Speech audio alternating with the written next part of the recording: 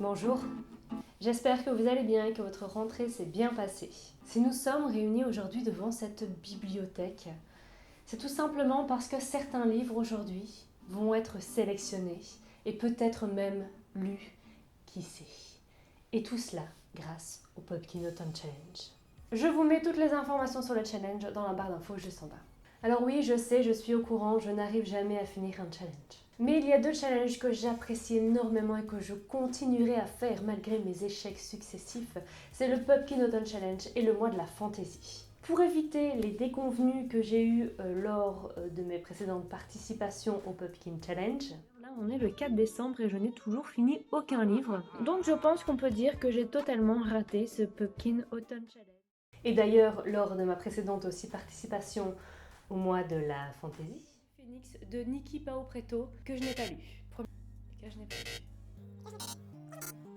Cette fois, j'ai décidé de mettre le paquet. C'est-à-dire qu'au lieu de me dire que comme je ne réussis pas les challenges, je vais mettre le moins de livres possible pour être sûre de réussir, non, pas du tout. Je me suis dit, cette année, j'en choisis énormément. Je pense qu'il y en a 28 dans cette liste, en me disant, il y en a bien au moins 5 que tu vas lire. Oui, j'ai foi en moi. Dites-moi d'ailleurs quelle méthode vous avez utilisée. Est-ce que vous êtes plutôt à vous dire oh je vais en prendre le moins possible comme ça je vais réussir le challenge, ou alors bon allons-y, on y va, on met tout ce qu'on a, il n'y a pas de souci, on y va. J'ai choisi bien évidemment la deuxième solution. Comme j'ai énormément de livres à vous montrer, je me suis dit que j'allais faire assez vite, c'est-à-dire que je ne vais pas rentrer dans les détails bien évidemment puisque de toute façon je ne connais pas les détails et parfois je ne connais même pas le résumé. Comme pour ce challenge, je me suis mis absolument aucune limite. J'ai choisi toutes les catégories, toutes les sous-catégories, tout quoi. On commence tout de suite avec la catégorie automne frissonnant et la sous-catégorie je suis Médée, vieux crocodile. J'ai mis La Maison des Voix de Donato Carisi aux éditions Calman Lévy Noir. Je n'ai jamais lu de livre de cet auteur et c'est vrai qu'en général, quand on aime les thrillers, c'est un auteur qui apparemment plaît pas mal. Ici, on va suivre Pietro Gerber, qui est psychiatre spécialisé dans l'hypnose. Il s'occupe notamment beaucoup d'enfants. Un jour, une consoeur lui envoie une dame qui, elle, est une adulte, mais qui est persuadée qu'elle a tué son frère quand elle était enfant. C'est que finalement, ces séances d'hypnose vont être de plus en plus perturbantes, puisqu'apparemment, sa patiente connaît beaucoup de la vie de Gerber, et c'est très troublant. Mais je suppose, de toute façon, que quand on a une patiente qui déjà est persuadée d'avoir tué son frère quand elle est petite, et qu'en plus, elle vous sort des détails sur votre vie, ça doit être perturbant. Ensuite, on a Dog de Nathalie Bernard et de Frédéric Portalet aux éditions Thierry Magnier. Enfin, Dog, c'est D-O-G, mais ça peut se dire Dog aussi apparemment. Enfin, je suppose. De ces mêmes auteurs, l'année passée, j'avais lu Keep Hope que j'avais beaucoup apprécié. Par contre, ce qu'il faut garder en tête, c'est que c'est un thriller pour les ados. Ici, on est avec la même enquêtrice et sa spécialité, c'est de retrouver les enfants disparus. Donc, on va avoir une nouvelle enquête, une nouvelle disparition d'une jeune fille et apparemment, surtout, le fait qu'un cas qui hante l'enquêtrice depuis 30 ans refait surface. J'avoue que comme ça donne pas vraiment envie. Mais je sais qu'on peut le lire indépendamment, déjà premièrement, et que deuxièmement, j'avais beaucoup apprécié Keep Hope. Donc c'est ce qui m'aide à avoir espoir en ce livre. Ensuite, dans cette catégorie, j'ai mis un livre que je n'ai pas encore, c'est Distorsion de J.R. Cobecroft. C'est un livre auto-édité. En général, quand un auteur auto-édité m'envoie un mail, je refuse de recevoir son livre, jugeant que je n'aurai pas le temps de le lire et j'ai pas envie de donner cet espoir alors que je sais que j'ai déjà pas mal de livres. Sauf que j'ai beaucoup apprécié le mail de cet auteur. Et ici, en plus, ça va être un livre horreur épouvante dans les années 90. Et je me suis dit, franchement, pourquoi pas pour la période d'Halloween, ça pourrait être extrêmement plaisant. Sous-catégorie suivante qui est les chimères de la Sylve Rouge. Pour cette catégorie, j'avais vraiment envie de books qu'on pourrait qualifier de cheesy. Complètement. Et pour ça, j'ai choisi le tome 1 de Rebecca Keane qui se nomme Traqué et qui a été écrit par Cassandra O'Donnell. Une histoire de femme vampire, une histoire assez légère et ce qui est génial, c'est que c'est ma belle-mère qui a lu ça pendant le confinement. Elle a relu ça pendant le confinement, elle adore. Et donc je me suis dit pourquoi pas tenter aussi. J'ai mis aussi Coraline de Neil Gaiman. Je pense que ce livre, je l'avais déjà mis dans un Pumpkin Autumn Challenge précédent et je ne l'avais pas lu. Donc je me suis dit pourquoi pas le remettre. J'ai aussi choisi Nocturne 1887 de Sylvie Genesté aux éditions de Poetic Silver Editions. C'est ça ? j'avais un peu à 12. C'est aussi une toute petite maison d'édition. J'avais acheté ce livre à la foire du livre de Tournai, il me semble, notamment parce que ce livre se passe à Bruxelles, 1887, et on est avec une vampire, et apparemment il y a pas mal de scènes érotiques. Il serait peut-être temps que je le lise, puisqu'il me semble que je l'ai acheté il y a un an. Mais en même temps, il y a des livres beaucoup plus vieux dans cette bibliothèque. On va éviter d'appuyer là où ça fait mal. On enchaîne avec la catégorie Les suppliciés de la belladone. Pour cette catégorie, il fallait un livre avec la couverture noire. Et il s'avère que récemment, j'ai lu La 9e maison de Leigh Bardugo aux éditions de Saxus. Alors, je ne vais pas vraiment tricher puisque le challenge commence le 1er septembre. Je suis juste à la bourre pour vous tourner ma pile à lire et même pour en fait faire ma pile à lire. Donc, j'ai déjà lu ce livre, mais j'ai pas envie de vous en parler ici puisque j'ai vraiment envie de m'étendre et je n'ai pas le temps dans cette vidéo. Mais c'était plutôt bon. J'ai aussi mis Rule de Helen Goodlett aux éditions Bayard. Ce titre est imprononçable. J'arrive pas. Avec ce livre, j'ai un peu ce truc amour-haine, donc je l'ai commencé. Mais le résumé a l'air tellement bateau, mais je ne sais pas pourquoi, j'ai quand même envie de tenter. On a une couronne, 3 prétendantes, prêtes à tout pour accéder au pouvoir. Ça sent quand même un peu le déjà vu, mais je sais pas, j'ai envie de tenter parce que j'ai l'impression qu'il y a quelque chose derrière de beaucoup plus intéressant. On va voir. Sous-catégorie Esprit es-tu là?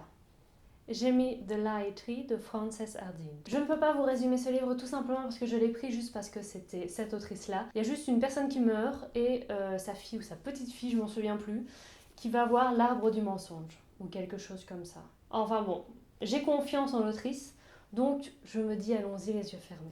J'ai aussi mis un nouveau Gentelet qui va sortir très bientôt, Crénon Baudelaire aux éditions Mialet Barreau. J'aime beaucoup Gentelet, en fait j'aime particulièrement ses livres historiques, donc la façon dont il va nous raconter l'histoire. J'avais moins aimé son dernier livre qui était un peu trop fantastique et que j'avais moins aimé tout simplement.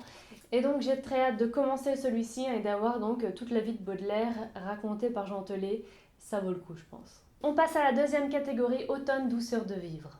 Et à la sous-catégorie, Il fait un temps épouvantail. Pour cette sous-catégorie, j'ai choisi un livre jeunesse que je n'ai pas encore, que je compte acheter très bientôt aux éditions du Chat Noir. Il s'agit de Vilain chien de Morgane Cossarieux. Je cherchais désespérément un livre sur Halloween et je me suis dit tiens, pourquoi pas aller faire un tour sur le site des éditions du Chat Noir. J'ai trouvé ce livre-là qui sent fortement la jeunesse, clairement, mais ça ne me dérange pas. Et voilà, je me suis laissée tenter. Enfin, je ne l'ai pas encore acheté, mais je vais me laisser tenter. On enchaîne avec la sous-catégorie Siroter un chocolat chaud sous les saules.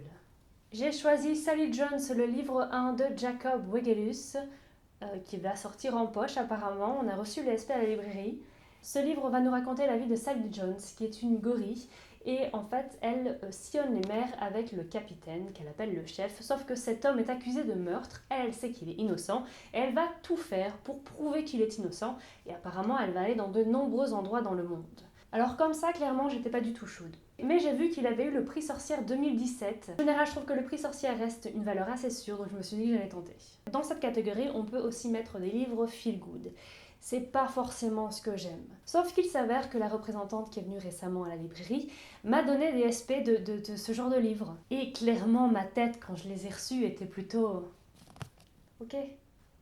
Mais je me suis dit pourquoi pas, ils sont gratuits, allons-y. Ça pourrait me plaire, notamment parce que Marie Vareille sort un nouveau livre qui s'appelle Le syndrome du spaghetti chez PKJ. J'ai jamais lu de livre de Marie Vareille, je sais que ça plaît à beaucoup de personnes. Moi je me suis jamais penchée dessus parce que c'est pas trop mon style et j'ai pas envie de justement dénigrer un livre qui n'est pas mon style de base, ça ne sert à rien en fait. Et là, on a le livre qui clairement, si je l'avais vu en librairie et que la représentante ne me l'avait pas donné, je n'aurais même pas posé les yeux sur ce livre parce que c'est le livre qui me rebute un peu comme ça. C'est Fashion Victim de Juno Dunson aux éditions PKJ. Ça va être une sorte de roman ado, un roman noir, mais surtout le milieu de la mode, puisqu'on va suivre une jeune top modèle qui se rend compte que finalement le milieu de la mode n'est pas si rose que ça. Donc c'est marrant parce que la couverture nous donne vraiment cette impression que ça va être un livre un peu girly, et je pense qu'il y a quelque chose de beaucoup plus profond dedans. Sous-catégorie suivante, c'est Fafnir ton assiette, sinon pas de piécettes. Dans cette catégorie, j'ai mis un livre qui n'est pas encore sorti mais qui va sortir très prochainement. C'est The Born Season de Samantha Shannon, le tome 1 aux éditions de Saxus. À quel point j'ai envie de lire ce livre? Beaucoup. À quel point je ne connais rien sur ce livre? Beaucoup. Je dois aussi encore et toujours lire The Wicked King, le tome 2 de la série de Holly Black.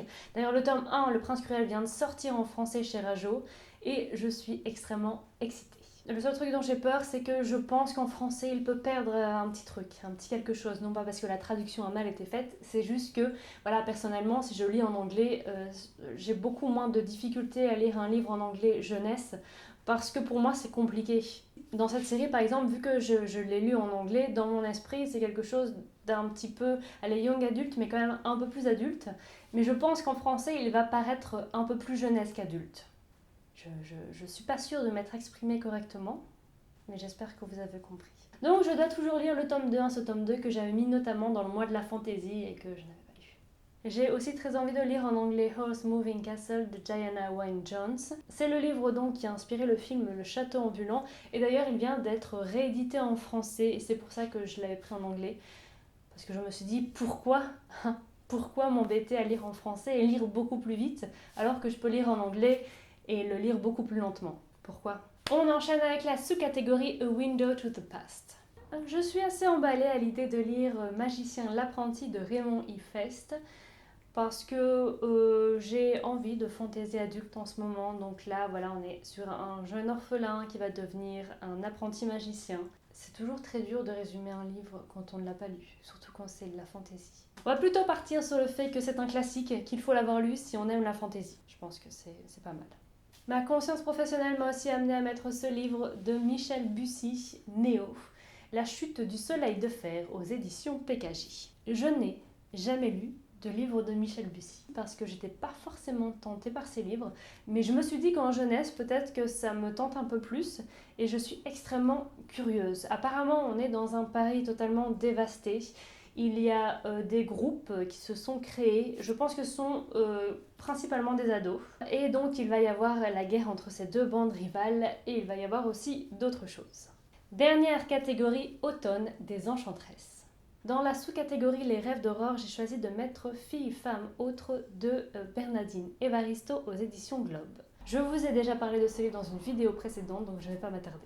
Catégorie suivante, c'est Sarah Bernard, Monstre sacré.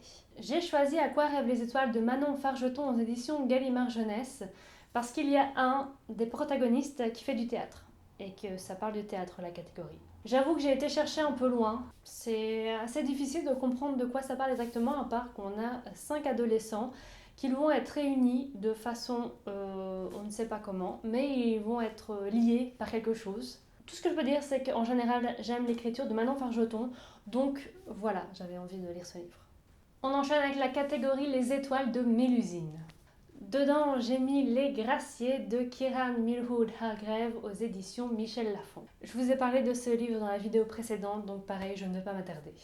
J'avais aussi envie de mettre ce livre que je viens d'acheter à la librairie vraiment sur un coup de tête parce que, je sais pas, quand j'ai vu Martin Winkler, quand j'ai vu le titre C'est mon corps, quand j'ai vu que ça allait parler en fait du corps de la femme, de son enfance à sa fin de vie, en fait, tout ce qu'elle va traverser sans aucun tabou, donc évidemment physiquement, j'ai trouvé ça hyper intéressant et je me suis dit que j'allais le prendre et qu'en plus j'allais le mettre dans ma palle pour le Pumpkin Autumn Challenge.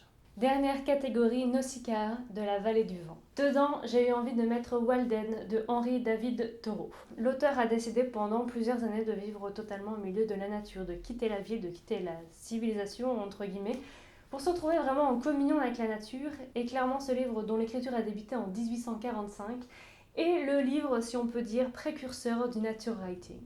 Cette vidéo est maintenant terminée, j'espère qu'elle vous aura plu. Si c'est le cas, n'hésitez pas à la liker.